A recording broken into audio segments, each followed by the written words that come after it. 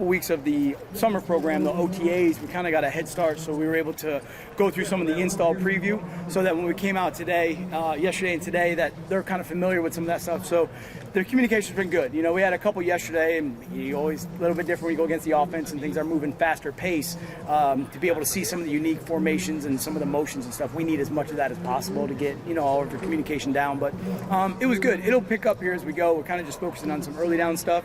As we get to more situational football, third down, red area, that communication is really going to be tested. So, you know, we'll see what happens here in the next couple of days coming up. How do you determine where you go? And Jim Knowles was kind of an overseer. Yeah. And you seem to be a little bit more hands-on positionally. How do you determine throughout the day where you're spending your time?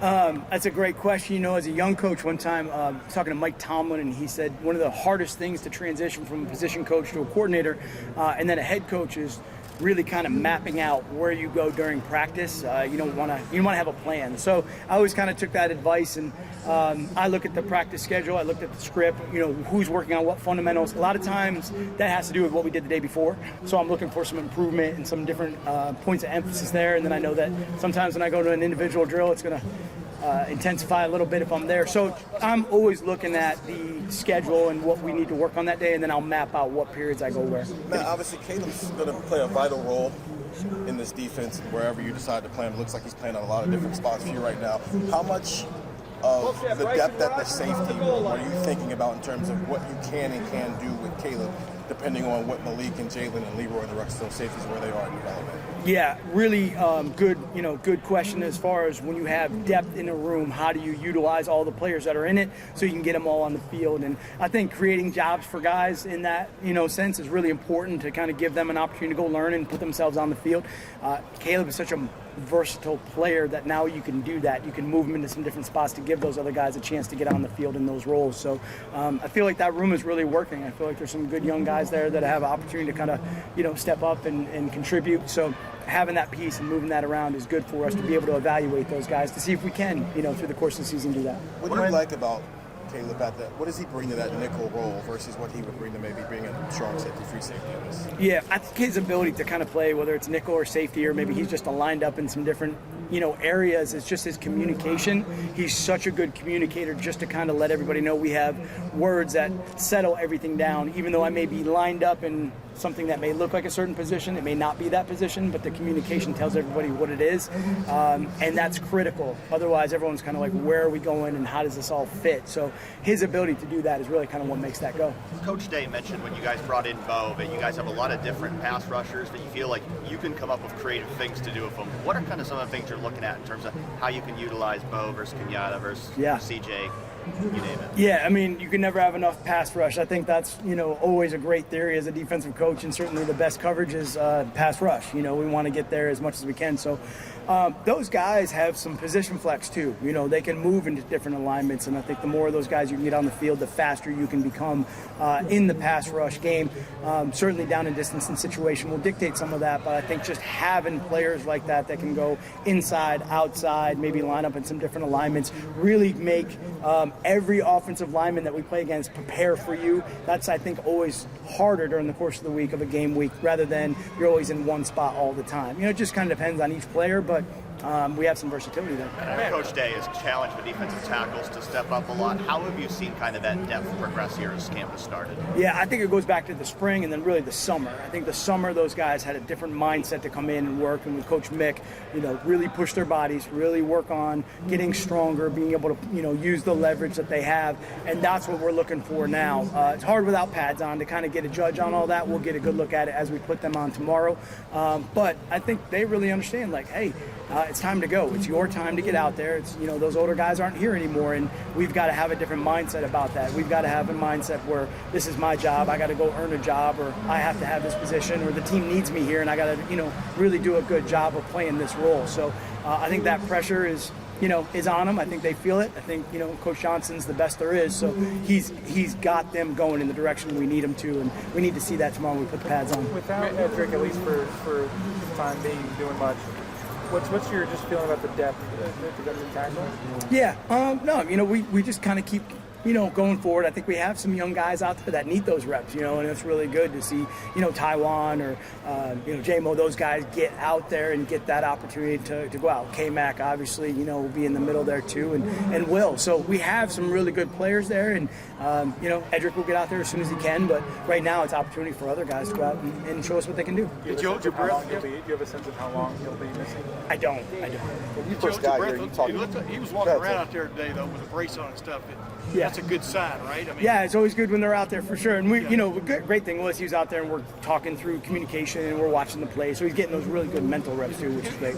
I get this question a lot, so I'm going to ask you, what's going to be different about the Matt Patricia coordinated defense from last year? I mean, and I'm not looking for top secrets and all that kind of stuff, but how would you describe to somebody, like if you go to a lunch and they want what's going to be different about your defense, how would you explain it? Yeah, it's a really great question. Obviously not firsthand being in the building last year, but look, we have great coaches that are here, that were here last year, and I think it's my job to really kind of make sure I'm adapting and learning to what we did really well last year, because obviously it was great, and we have great coaches that coach these guys really well and develop these players at a high level. So I think from that standpoint there'll be some things that are very similar to what everybody's used to. I maybe teach a little bit differently. That's probably the only, I can't really speak on it. I just teach the way that I do. It's more conceptually and big picture and things like that, which gives us a little bit more position flex and multiplicity from that standpoint to put guys in different roles. So maybe that's it. But coming from the NFL, you're kind of a matchup guy, to a certain extent, right? I mean, it's... Yeah, that was the biggest lesson I learned, I think, when I went to the NFL from college, was just how much it was to me. I used to say it was more like the NBA than it was anything else. Matchups and all that stuff was really important. That's definitely important. If you're going to go play against JJ, you better know where he's lined up every single play. So some of that still carries over. But right now for us, it's just about how do we improve fundamentally? How do we get a lot of young players? We lost a lot of really experienced veteran leadership guys last year that are, in training camps right now. So how do we get these young guys who are super talented up to speed, get them the reps they need so they have that game-like experience? Matt, when you got here, I don't think any of us knew how big of a hugger you were. I'm Italian, so it's kind of just what I do. Okay. You seem to have developed some pretty strong relationships in a hurry. I know that that's a matter of time and trust, but have you been making a greater emphasis on that as you go to the college game? How have you seen it? Yeah. How's it compare to what you're used to at the NFL level, or maybe that's not the way it works? I don't know.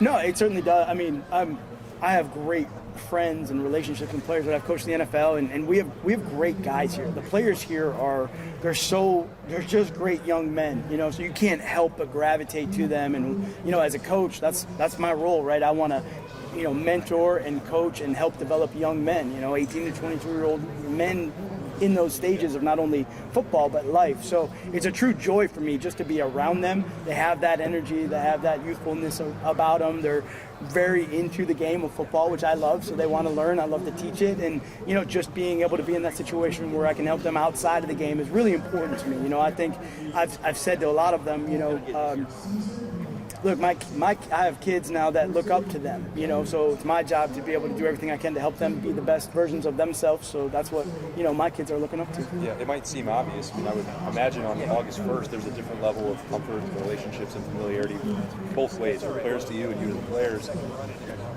Is this camp different? How is it different than spring for you? Yeah. Now that you have that built in a little bit. I think you're always trying to develop the relationships and earn everybody's trust. I think it's really important that I earn their trust. I think they need to understand that I'm here to try to help them be the best version of themselves that they can be, and honestly they're helping me with a lot too. It's great to be able to lean on those guys and ask questions, and they're telling me really good information. So I just think that relationship is what we're continually building, and it's a process, and it'll be different now than it is August to September to December and forward. So that's the great part about the game. And I told him the other day, we were talking about relationships and how important they are, and it's one of the biggest things I think you miss when this game ends, and why a lot of people get into coaching and always want to be around the game is the games are great, the wins are great, the championships are all great, but you miss the locker room, you miss the camaraderie, you miss the friendship, you miss that time together. It's something that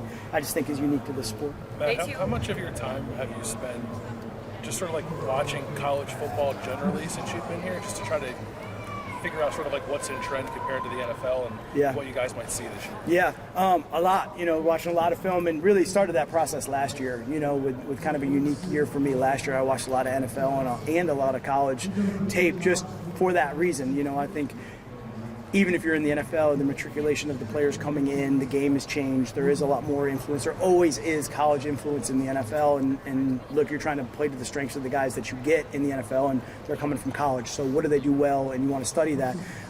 But being in this environment, obviously, we're watching that all the time, and we're taking a look at the tape of what is trending, what do you have to be ready for. The biggest thing for me is really the differences, right? I think that's one of the biggest keys for me to study and make sure that I'm paying attention to the hash marks, just simple things like that, but formationally, some of the rules that are different. And then, you take the rules and then you coach from the rules. So how are we coaching everything and making sure that it matches up with how it's going to be officiated on the field? Is the biggest difference the hash marks and the space? That's a big one. It is a really big one. There's some formation and things that are a little bit different too, I would say, because of the hash marks, but being able to have some of those unbalanced looks and some of those unique sort of formations, I think are just different. And then just, whether it's the nuances in the rules, right, where we're allowed to jam and reroute and where we can't is a little bit different. I'm a little bit excited about what we can do. So those are the main ones. Day 2 camp, what are just your initial impressions, what you like out there, what you're seeing? Yeah.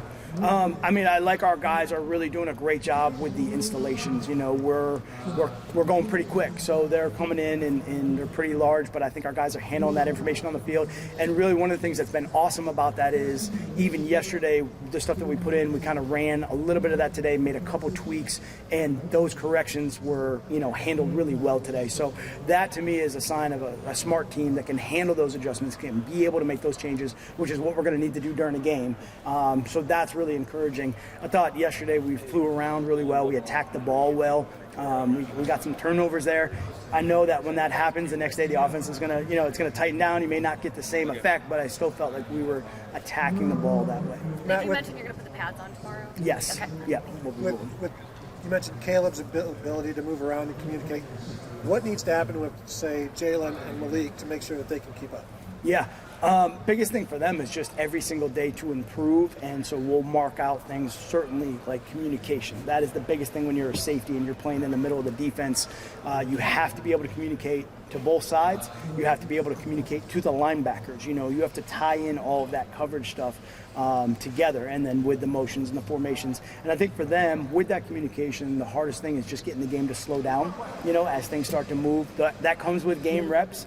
We don't have game reps before we get to game one, so we're going to have to get it in practice the best we can. And then how do you make sure you're not predictable when it's like Caleb with Malik versus Caleb with Jalen? Because yeah, there's different things that they can do, but just you can't be predictable. Yeah, absolutely. Self-scout is really important there, but I think that, they are well-rounded players. They all can do some things that be in different positions and be in different alignments and still be productive. So making sure that we're conscious of that and continually moving them around because we don't want to just be in one situation where you always know what it looks like. Matt, you're talking about the differences, hash marks.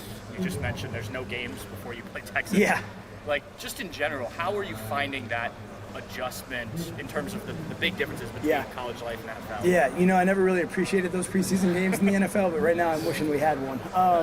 I think, we would say it all the time, like everybody needs preseason, everyone needs training camp, and certainly game day operation I think is one that is really important, and I thought that was great to be able to do that in the NFL. We got to hit the ground running when we get to week one and make sure that as a coaching staff, we're on point. We have good communication, whether it's from upstairs to downstairs, being able to see what's on the field, even just simple things like substitutions and packages going in and out and people being in the right spot. So we have to simulate that as we go through training camp to make sure, our guys are great. They've done it before. It's probably more me nervous than anything. I'm the one that's got to adjust and change. So I think they'll be fine. I'll be the one that'll be trying to figure it out. You mentioned the day before, you kind of plan out the next day.